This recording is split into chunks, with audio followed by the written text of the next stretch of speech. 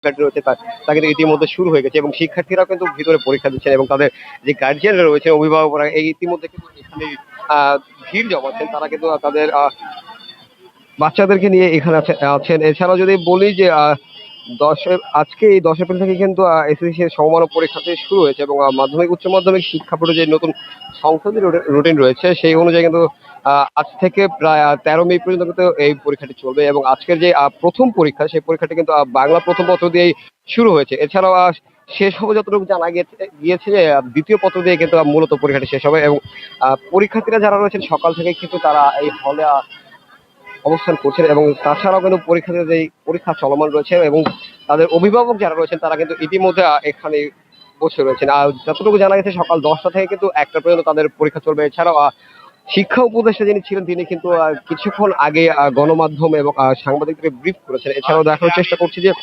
সকাল থেকেই শিক্ষার্থীরা পরীক্ষার জন্য প্রস্তুতি নিচ্ছিলেন। এছাড়াও তাদের অভিভাবক যারা রয়েছেন তারা কিন্তু ইতিমধ্যে এইখানে অবস্থান করছেন। পরীক্ষা শেষ হলেই কিন্তু তারা তাদের বাচ্চাদেরকে নিয়ে আবারও নিজেদের গন্তব্যস্থানে ফিরবেন। এছাড়াও এবছর কিন্তু 1 লক্ষ পরীক্ষার্থী কিন্তু পিছিয়ে কমেছে। এছাড়াও যারা জুলাই আন্দোলনে আহত ছিল তাদেরও জন্য কিন্তু একটি ভালো ব্যবস্থা নেওয়া হয়েছে। এছাড়াও দেখানোর চেষ্টা করছি যে এইদিকে সাধারণ অভিভাবক যারা রয়েছেন তারা কিন্তু রয়েছেন তাদের বাচ্চাদেরকে নিয়ে। এছাড়াও এবছরের পরীক্ষা শুরু হয়েছে বাংলা প্রথম পত্র পরীক্ষা দিয়ে।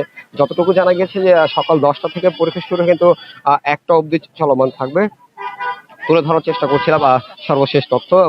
দর্শক সকাল থেকেই কিন্তু প্রত্যেকটি হল কেন্দ্রে শিক্ষার্থীরা ভিড় জমাচ্ছিলেন এবং তাদের যে হল ছিল সেখানে কিন্তু তারা খুঁজে খুঁজে তাদের যে পরীক্ষার স্থানটি ছিল সেই যেই কোড নাম্বার বা যে আইডি কার্ড সবকিছু নিয়ে তাদের পরীক্ষার সরঞ্জাম নিয়ে কিন্তু তারা এখানে উপস্থিত হচ্ছেন। এছাড়াও তাদের অভিভাবক যারা রয়েছেন তারা কিন্তু ইতিমধ্যে এখানে অবস্থান করছেন এবং ভিতরে কিন্তু পরীক্ষার্থী যারা রয়েছেন শিক্ষার্থীরা তারা কিন্তু পরীক্ষায় অংশগ্রহণ করছেন এবং তাদের পরীক্ষা কিন্তু এখনো চলমান রয়েছে।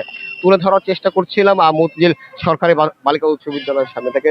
এছাড়াও যতটুকু দেখানোর চেষ্টা করছিলাম আপনাদের সর্বশেষ তথ্য যে তাদের অভিভাবক যারা রয়েছেন তারাও রয়েছেন। এছাড়াও আইন শৃঙ্খলা বাহিনীর গাড়িও রয়েছে এখানে যেন কোনো ধরনের দুষ্কৃতি বা বিশৃঙ্খলা সৃষ্টি না হয়। এছাড়াও কিন্তু কিছুক্ষণ আগে কিন্তু শিক্ষা উপদেষ্টাও এসেছিলেন এখানে। তারা কিন্তু পরীক্ষার্থীদের নিয়ে ভিতরে পরিদর্শন করেছেন। পরিদর্শন শেষে কিন্তু তিনি ব্রিফও করেছেন গণমাধ্যমের কাছে। 2020 সালে যে মাধ্যমিক স্কুল সার্টিফিকেট যে সমমান পরীক্ষাটি রয়েছে সেটি কিন্তু এই কিছুক্ষণ আগেই শুরু হয়েছে সকাল 10টা থেকে। এছাড়াও যদি থাকে ওই ঢাকা মাধ্যমিক ও উচ্চ মাধ্যমিক শিক্ষা বোর্ডের যে নতুন সংশোধিত রুটিন অনুযায়ী কিন্তু আজ থেকে প্রায় 13 মে পর্যন্ত এই পরীক্ষাটি চলমান থাকবে।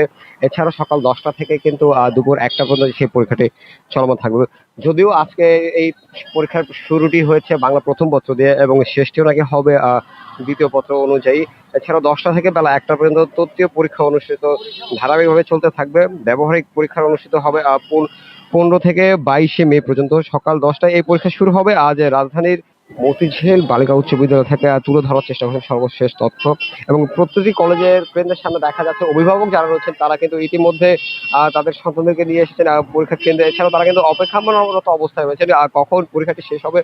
তারপরে কিন্তু তারা এখানে তাদের যেই বাচ্চারা রয়েছেন তাদেরকে নিয়ে কিন্তু তাদের নিজ নিজ গন্তব্যে পৌঁছাবেন। সকাল 8:30টার দিক থেকে কিন্তু অসংখ্য পরীক্ষার্থী তাদের অভিভাবক অপেক্ষা করতে দেখা গেছে। পরীক্ষার্থীরা কিন্তু কেন্দ্রের প্রবেশের জন্য অপেক্ষা করেছে। তারপর কিন্তু তারা কেন্দ্রে প্রবেশ সে পরীক্ষাটি কিন্তু দিচ্ছে চলমানও রয়েছে। এবার প্রায় 1 লাখ পরীক্ষার্থী কম। গতবার এসএসসি ও সমমানের পরীক্ষার্থী ছিল প্রায় 20,24,192 মতো। গতবার তার আগের বছর চেয়েও কিন্তু প্রায় 48,000 পরীক্ষা কিন্তু কমেছিল। এবার সারা দেশে 3,715টি কেন্দ্রে অনুষ্ঠিত হয়েছে শিক্ষা জীবনের অন্যতম গুরুত্বপূর্ণ এই পরীক্ষা। এবার মোট পরীক্ষার্থীদের মধ্যে ছাত্রী 9,67,739 জন এবং ছাত্র 9,61,231 জন। ঢাকা শিক্ষা বোর্ড সূত্রে এই তথ্য মূলত জানা গিয়েছে। এছাড়াও যদি বলে থাকি যে সকাল থেকে কিন্তু শিক্ষার্থীরা এবং অভিভাবকরাও ছিলেন এখানে এবং শিক্ষার্থী যারা হচ্ছে তারা কিন্তু এই মুহূর্তে পরীক্ষা চলমান রয়েছে তারা কিন্তু ভিতরে পরীক্ষা যে কার্যক্রম সেটা কিন্তু সম্পূর্ণ রাখে। এছাড়া তাদের অভিভাবক যারা রয়েছেন তারা কিন্তু ইতিমধ্যে মতিঝিল সরকারি বালিকা উচ্চ বিদ্যালয়ের সামনে কিন্তু অবস্থান করছেন। জানা যায় যে সকাল 10টা থেকে কিন্তু 1টা পর্যন্ত এই পরীক্ষা চলমান থাকবে। এছাড়াও যতটুকু জানা গিয়েছে যে পরীক্ষা শেষে কিন্তু অভিভাবকরা তারা যেন অপেক্ষমাণ অবস্থায় রয়েছে, পরীক্ষা শেষে কিন্তু তাদের সন্তানদেরকে নিয়ে আবার নিজের গন্তব্যে পৌঁছাবে। এবছরের প্রথম পরীক্ষাটি শুরু হয়েছে বাংলা প্রথম পত্র দিয়ে। এছাড়াও যতটুকু জানা গিয়েছে যে শেষ পরীক্ষাটাও নাকি বাংলা দ্বিতীয় পত্র ধারাই শেষ হবে।